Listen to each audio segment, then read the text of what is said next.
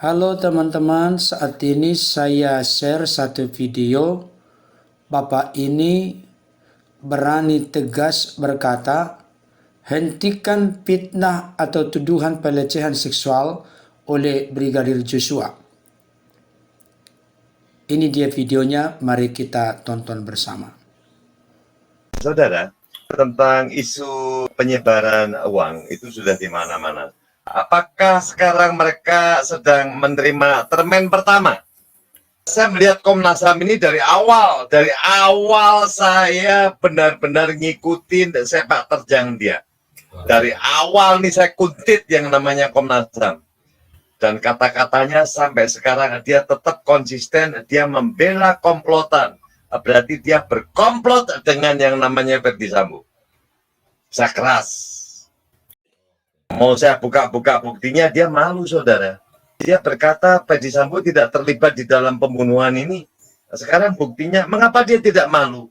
Karena dia tidak pernah merasa punya malu. Dia selalu berkutat. Kalau sudah terima termen apapun juga, itu harus dilakukan karena dia harus sampai ke termen terakhir. Ya kan, termen terakhir, walaupun dia sekarang ini, kita lihat saudara, apakah dia sudah menerima termen terakhir? Dia sepertinya seolah-olah bekerja sudah selesai. Saya serahkan buku ini kepada Bapak Agung Budi Marioto, mewakili Bapak Kapolri, sebagai rekomendasi. Dan rekomendasi ini semua ini adalah pekerjaan semua saudara, bukan rekomendasi. Dan semua yang diserahkan sama Komnas HAM ini, itu semua polisi disuruh kerja lagi, gila nggak? Dan saya tahu bahwa polisi tidak mau bekerja, polisi tidak berusaha. Kalau polisi berusaha mencari bukti-bukti, pasti bisa, saudara. Apa yang tidak bisa dilakukan oleh pihak kepolisian? Institusi Polri punya powerful yang ada di Indonesia. Dia bisa buka semuanya. Dia bisa buka rekening siapa saja. Ya kan? Dan sekarang ini kalau dia mencari bukti, dia bisa kok. Dari provider dia bisa, cuman tidak dilakukan. Kalau dilakukan, dia akan malu. Saya tahu. Kalau institusi Polri tidak membuka semuanya, saya tahu. Cuman tolong dibarter. Jangan memfitnah. Itu permohonan daripada kita. Jangan memfitnah orang yang sudah tidak bisa menjawab. Orang tidak bisa membela. Mengapa fitnah itu semakin bertubi-tubi? Dari awal saya senang ya, waktu pertama di SP3 itu, wah setuju nih. Bapak Kapolri berarti empati terhadap keluarga korban. Ya kan, kalau korbannya sih nggak tahu, tapi keluarga korban. Dan itu kan merupakan suatu teror psikis. Ya itu adalah memengaruhi psikis daripada bapak, ibunya, dan keluarganya loh saudara. Karena dia melakukan fitnah. Fitnah itu kejam dan itu membuat malu. Dia keturunan itu terus loh. Dibuka digital muncul itu kan trauma. Jadi traumatik kepada keluarga ya. Saya mohon kepada Bapak Kapolri. Bapak Kapolri harus bertindak tegas di dalam hal ini. Jangan menambah fitnah dan hentikan fitnah ini. Supaya persidangan itu jelas berjalan seperti kembali kepada semula, back to basic. Yaitu apa? Ada orang meninggal karena dibunuh. Dan dibunuhnya ini dengan suatu perencanaan. Bapak Kapolri kembali ke situ saja, jadi 340 akan ketemu. 338 konsisten. Bukan nanti melenceng kemana-mana. Ini kan isu ini hanya untuk mengaburkan, saudara.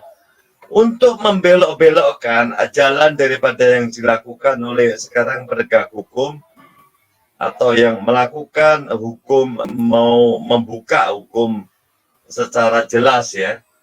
Jadi ini mau dibelok-belokin, saudara. Jadi kasusnya motif, padahal motif itu nomor 2. Dari awal saya bilang motif itu nomor 2. Baru penyelidikan dulu, ada pembunuhan siapa yang melakukan, sudah ketahuan semua. Baru nanti bisa motifnya dilakukan. Dan kalau misalkan mengenai kasus ini, saudara.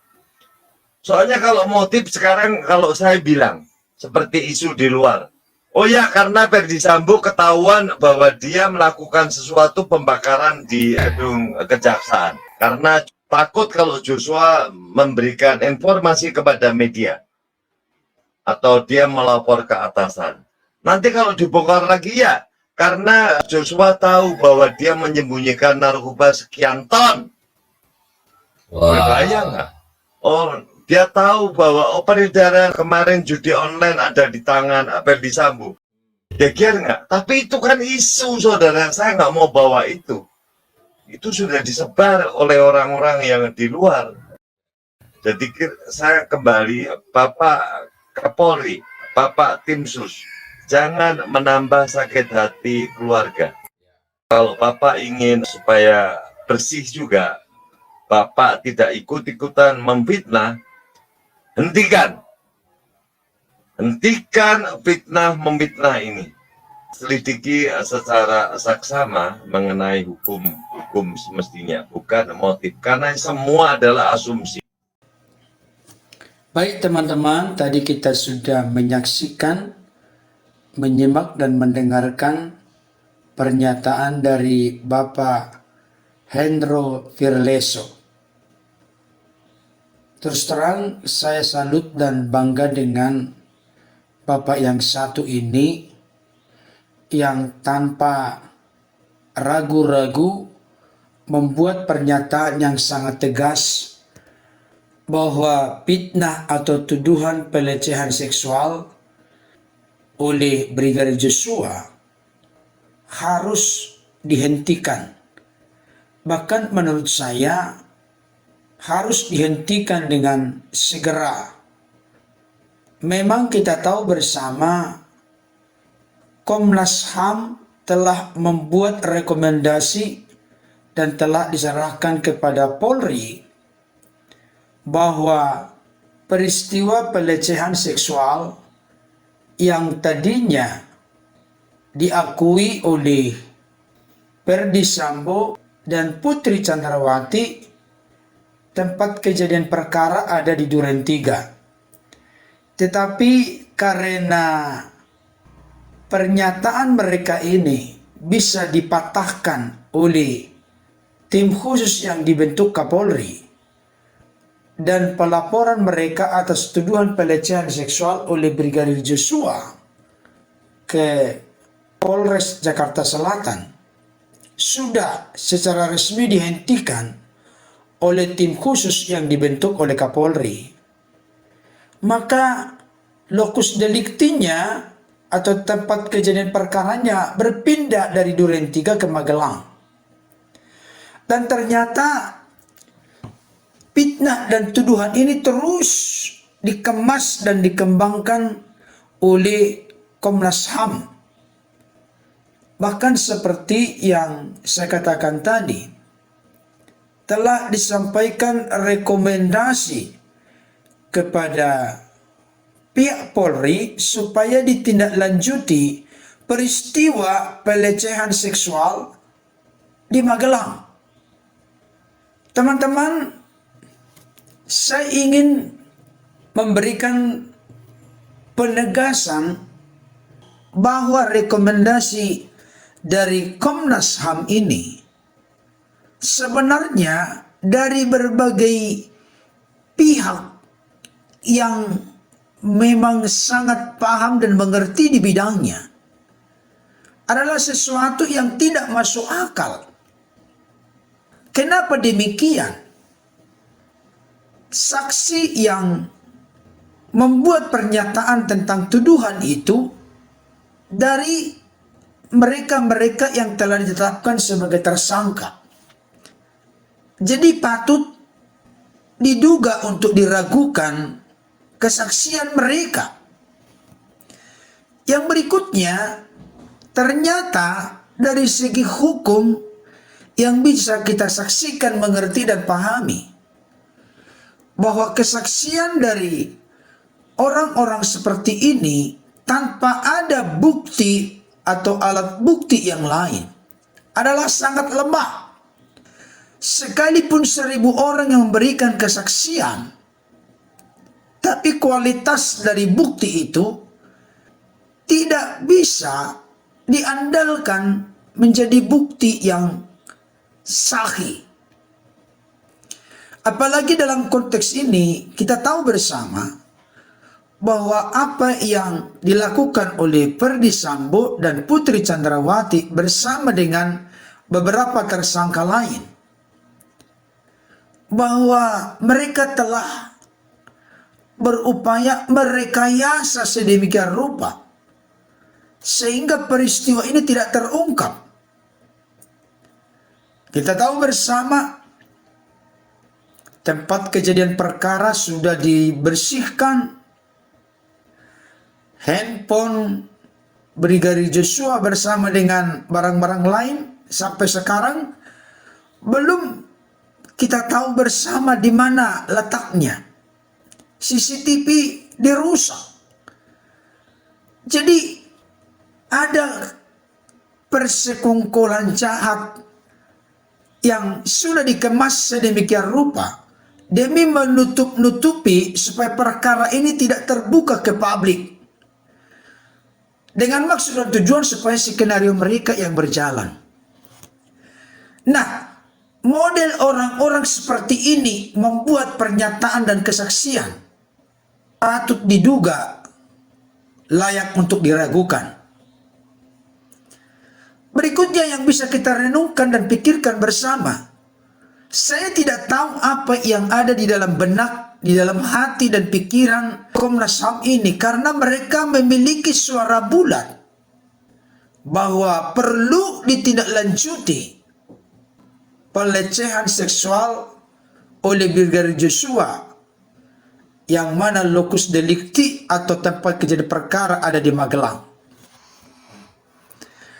Dari yang sudah sering dipaparkan oleh para pakar di bidangnya, terkait dengan relasi kuasa saja sebenarnya saya ini orang yang tidak tahu hukum, bisa terlihat dengan sangat jelas.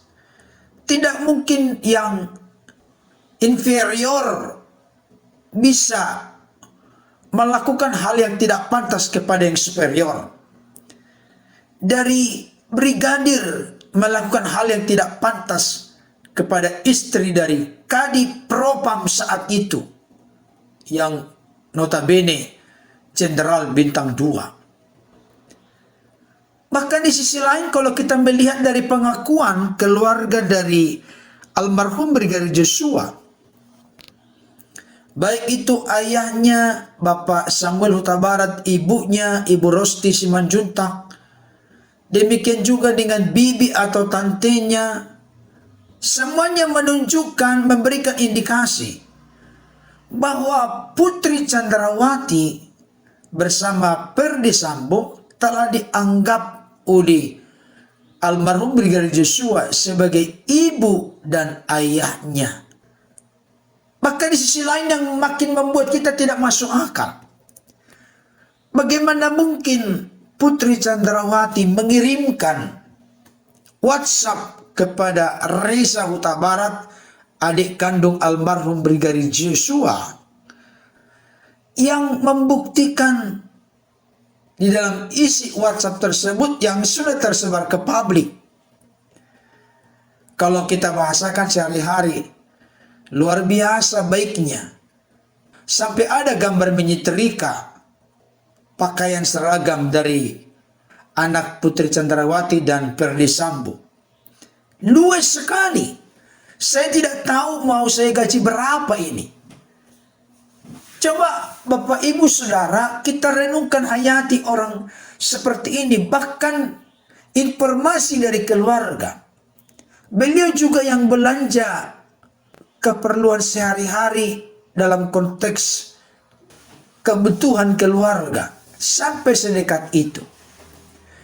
Mungkinkah seorang almarhum Brigadir Joshua melakukan pelecehan seksual yang seperti itu? Patut diduga jangan-jangan ada motif-motif lain.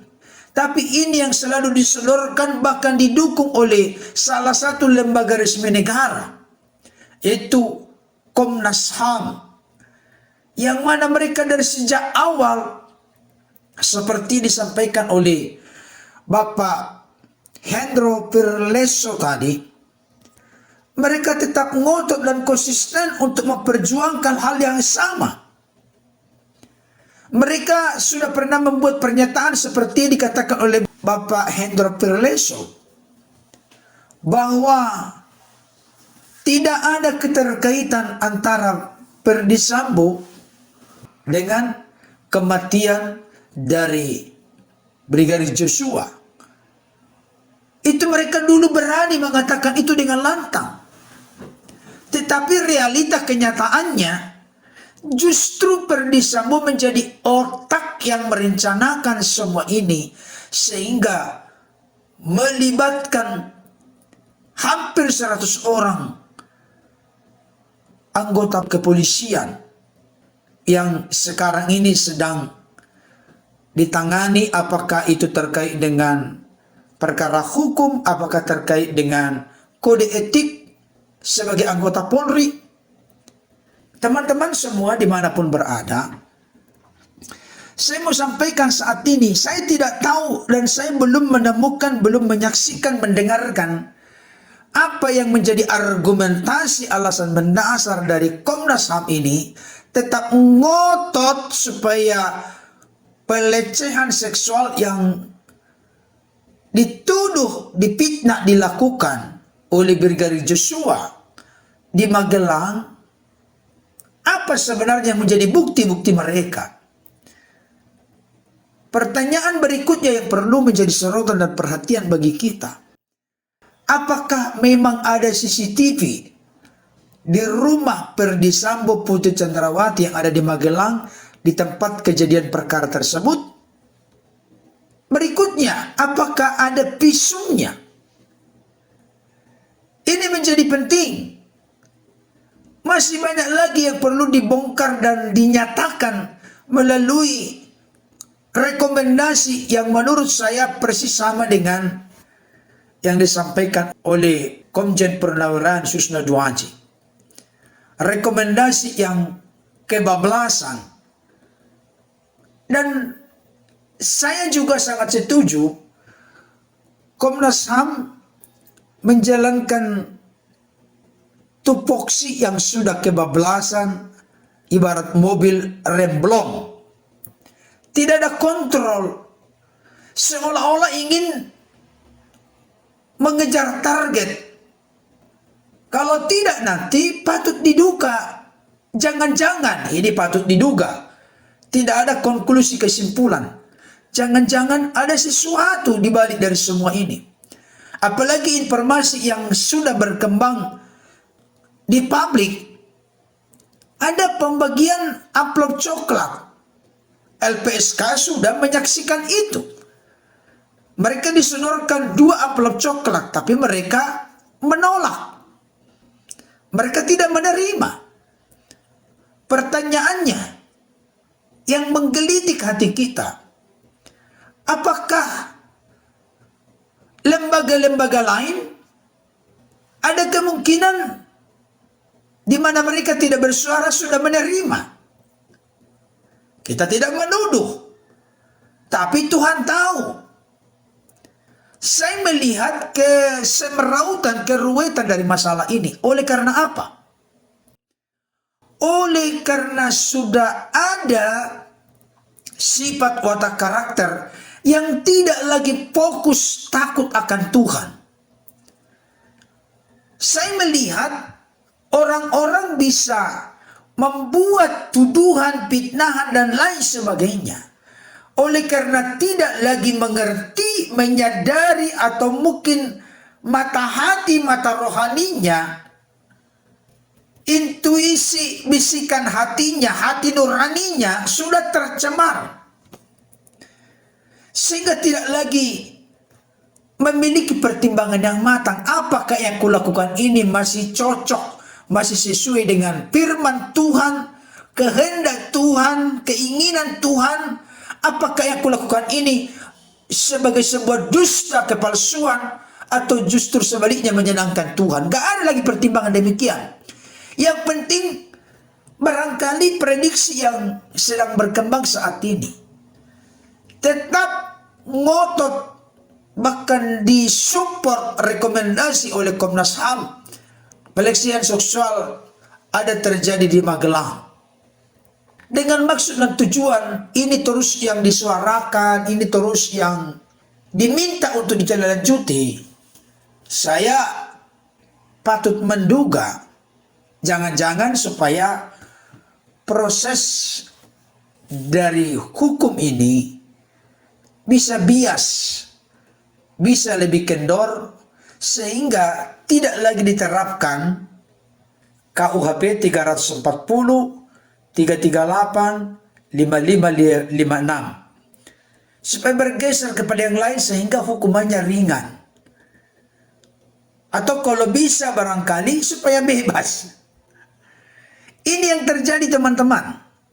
Oleh karena itu, saya mendorong masing-masing kita, seperti yang disampaikan oleh Bapak Hendro Firleso, supaya benar-benar hukum tegak lurus. Jangan seperti yang sering kita dengar, hukum itu tumpul ke atas, tajam ke bawah. Hukum adalah panglima di negara kita ini. Negara kita berdasarkan hukum. Dalam konteks berhadapan dengan hukum, kita duduk sama rendah, berdiri sama tinggi. Oleh karena itu kita berdoa, rapatkan barisan, mari kita bergandeng tangan satu dengan yang lain. Supaya Tuhan sendiri pemilik langit, bumi, laut beserta segala isinya, yang mengontrol, mengendalikan siapapun yang tersangkut paut terkait dengan proses penegakan hukum yang adil dan kepastian hukum di negara kita ini. Apakah itu terkait dengan kepolisian, kejaksaan, hakim, dan siapapun yang bersangkut paut dengan proses peradilan ke depan. Supaya semuanya dikontrol, dikendalikan Tuhan, dan takut akan Tuhan dalam menjalankan segala proses hukum ini dengan baik, benar, dan bertanggung jawab. Kiranya ulasan ini dapat menjadi inspirasi bagi teman-teman semua. Sekian dulu ulasan saya kali ini. Dadah.